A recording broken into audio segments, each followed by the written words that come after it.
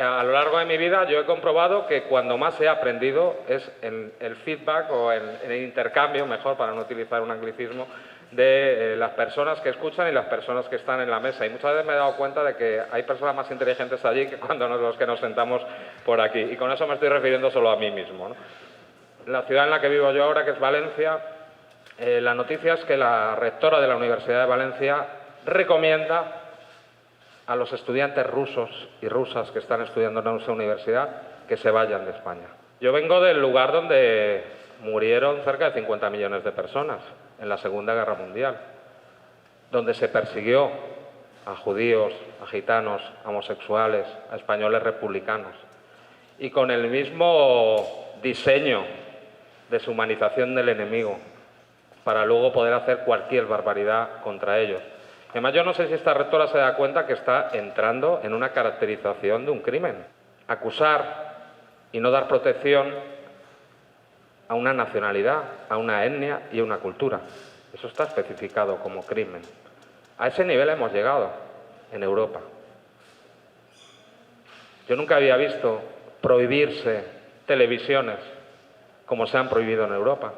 Se puede cerrar medios de comunicación si lo dicta un juez o una jueza, o en el estadio previo a la guerra. Pues aquí se nos ha cerrado la posibilidad de ver, por ejemplo, Russia Today, o leer a Sputnik o escucharlo en sus programas de radio, porque la presidenta de la Comisión, sin contar con jueces, sin contar con legislación de los países, ha decidido que hay que cerrar y que nos tienen que hurtar a los ciudadanos y a las ciudadanas europeas la capacidad de elegir nuestras fuentes o la posibilidad de elegir nuestras fuentes informativas. Es un momento gravísimo, gravísimo, porque la señora Ursula, la jefa de la presidenta de la Comisión, me ha derogado a mí la Constitución española. Ya la habían derogado antes, ¿no? Cuando por una llamada se deroga o se modifica el artículo 135 de la Constitución española para poner por encima de la sanidad y la educación el pago de los intereses de la deuda que la banca privada en la burbuja inmobiliaria había acumulado.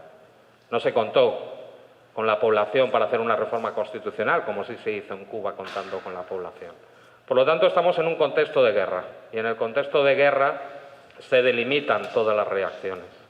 En el trasfondo y en una campaña sostenida de deshumanización del enemigo. Yo cuando llegué al Parlamento Europeo me quedé alucinado. En España nunca ha habido ningún problema con Rusia, lo único lo tuvo la dictadura franquista cuando mandó a militantes falangistas, fascistas, a participar en la División Azul en el cerco de Leningrado. Hay que recordar que el cerco de Leningrado causó por hambre y desnutrición más de 1,5 millones de muertos. Ahí participaron las tropas españolas. Pero la cultura española nunca había tenido problemas con Rusia. Nunca. Veía a los diputados de la derecha extrema polacos, lituanos, de todos los países bálticos, llamando casi a la guerra contra Rusia. Hay varios periodistas comprados por la inteligencia estadounidense y angloamericana. David Alandete desde El País empezó con la campaña de demonizar absolutamente, no solo a un gobierno, no solo hacer una crítica editorial a un gobierno según la línea editorial de tu periódico o de tu medio, no, a atacar a todo lo que suponen los rusos. Y en España y en Europa se ha llegado, en Viena, por ejemplo, a expulsar, y en Italia también, a un director por su nacionalidad rusa, a sacar de las orquestas sinfónicas las obras de Tchaikovsky, a intentar anular a Dostoyevsky, a no servir ya más ensaladilla rusa y cambiarlo por ensaladilla ucraniana. Y eso lo ha provocado toda una campaña sistemática de desinformación. El periodismo, con sus contrapesos, con la manera de elaborar la información con diferentes fuentes informativas y diferenciando periodismo de opinión, en Europa ha muerto. Hay muy pocos periodistas que puedan atreverse a decir algo diferente porque son inmediatamente despedidos de sus trabajos, cuando no demonizados. Y el periodismo ha muerto, yo creo, también porque ha muerto la izquierda europea, la mayoría de ella. Lo afirmo.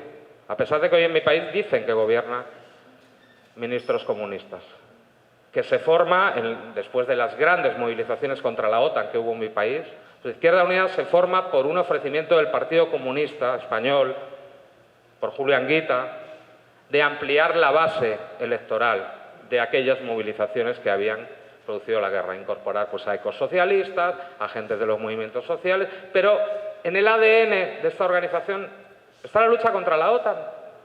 Un gobierno apoyando el envío de armas ofensivas para repartir a civiles en una guerra en la cual no formamos parte, porque además Ucrania no es parte de la OTAN. Los intentos de demonización existían ya antes. Yo viví la primera guerra que hay en Europa, es la destrucción de la República Federal Yugoslava, que la hace la OTAN fuera de Naciones Unidas, que bombardeó civiles y mató miles de civiles.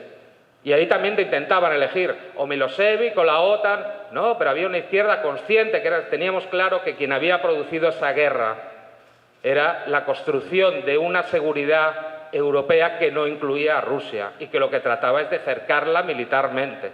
En una nueva Europa de un orden mundial nuevo no podía existir la anomalía de la República Federal Yugoslava. Y por eso se le destruyó. Tenemos que pensar el problema que tenemos ahora en esa Europa podrida, que yo creo que se ha suicidado por optar por ser subalterna a una potencia que declina, lo vamos a pasar muy mal y veremos el surgimiento además de fascismo, lo veremos.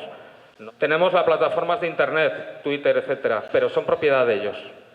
Acaban de borrar toda la historia de Russia Today en Internet, en YouTube. INA, por ejemplo, su programa ahí les va, 1 millón de seguidores, borrado. Pero no borrado solo impedir que ellos pudieran hablar, sino borrada la historia, que es lo que hacían los nazis, ¿no?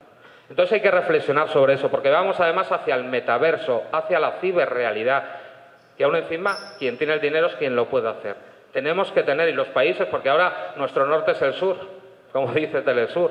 O sea, los gobiernos revolucionarios lo alertó ya Dilma Rousseff antes de ser derrocada, sobre la neutralidad a Internet y crear nuestros nodos y depender de nosotros mismos, no de ellos. Simplemente eso. Muchas gracias.